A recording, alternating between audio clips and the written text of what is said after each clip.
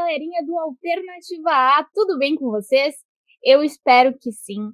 Meu nome é Cat Correia e eu sou professora de Química que vou aí junto com vocês, né, trabalhar a parte de Química para o Enem, para vocês estarem aí afiadíssimos e acertarem muitas questões nessa prova, beleza? Para começar e começar com o pé direito, a gente tem que entender um pouquinho de como funciona essa prova e quais conteúdos que mais aparecem nela, certo? Não se esqueça que depois desse vídeo aqui, se você gostar desse conteúdo, de deixar o like, de se inscrever aqui no canal e de compartilhar com aquele teu amigo, aquela tua amiga que também está estudando para Enem, certo? Bom, vamos começar aqui falando um pouquinho, né? Quais são os conteúdos de química que mais caem no Enem, né? Essa é uma questão que sempre as pessoas fazem, todo mundo quer saber direitinho como é que acontece, né?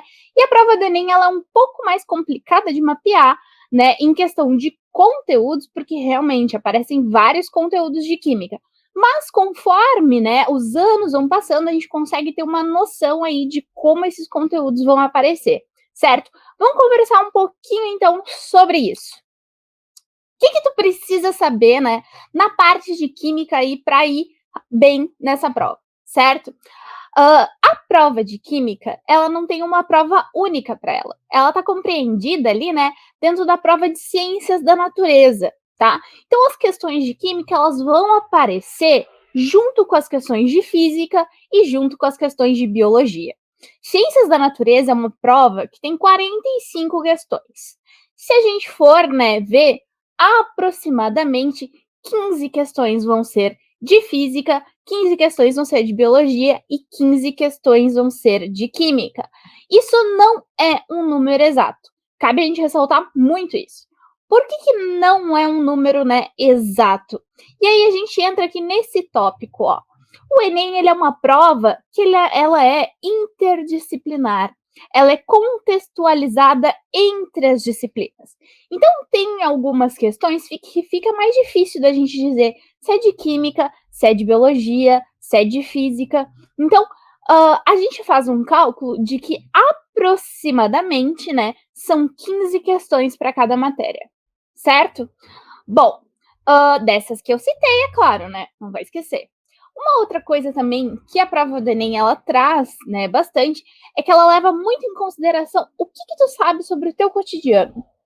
No nosso caso, o que tu sabe sobre o teu cotidiano com relação à química?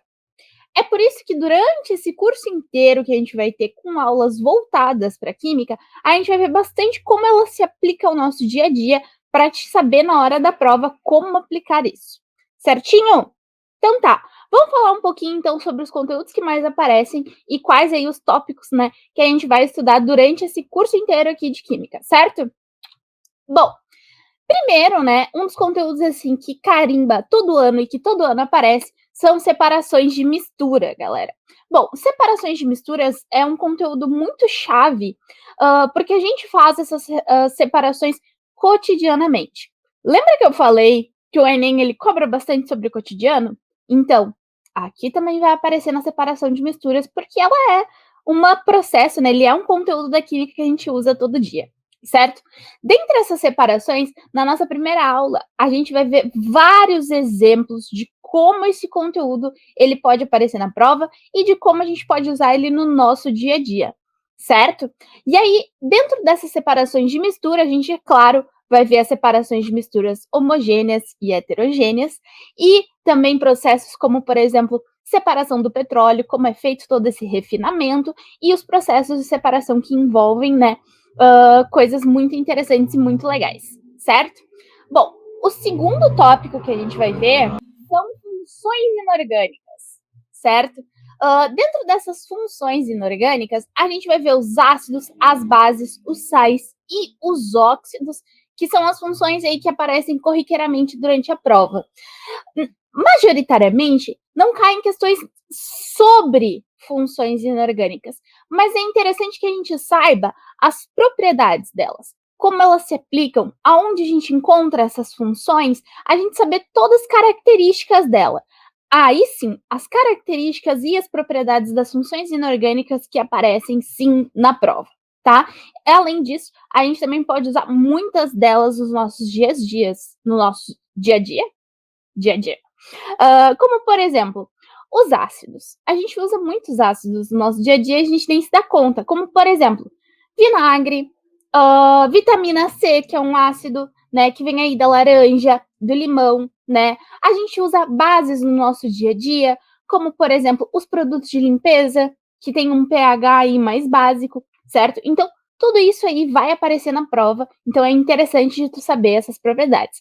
Claro que sem falar nos óxidos, galera, que tem aí, né, uma grande contribuição na parte de química ambiental, como, por exemplo, o CO2, também conhecido como dióxido de carbono, né, grande causador aí do efeito estufa, certo? Que aparece também todo ano na prova. Ele é um óxido e as características dele vão aparecer nessa aula aí, hein? Então fica ligado para não perder. Bom, depois a gente vai ver as escalas de pH e pOH, que está correlacionada aí com as funções inorgânicas também, uma vez que elas têm relação aí com acidez e basicidade, certo? pH geralmente é uma questão que aparece sim nessa prova também todo o ano, e é interessante tu saber como aplicar, né, essa escala, como que tu pode fazer os cálculos correlacionados a ela, que são bem simples de ser feitos, e também saber, né, como essa escala é aplicada no nosso dia a dia, como, por exemplo, nos sistemas de tratamento de água, na regulação de pH, de aquário, de piscinas, né? Então é interessante da gente saber tudo isso. Sem falar que toda e qualquer substância que a gente usa, ela tem um pH, né? Então é interessante da gente saber para ti aí, ó, afiadíssimo e afiadíssima para essa prova, beleza? Depois a gente tem a química orgânica. Claro que tem química orgânica, né? A química orgânica, ela é uma das áreas da química que mais vai aparecer, eu acho que em todas as provas de vestibular. Todo ano tem questão de química orgânica em todas as provas que existem, né? E dentro dessa área, porque a química orgânica é uma área inteira, aparecem vários conteúdos, como, por exemplo, identificar as funções oxigenadas, reações orgânicas, classificação de cadeia, isomeria.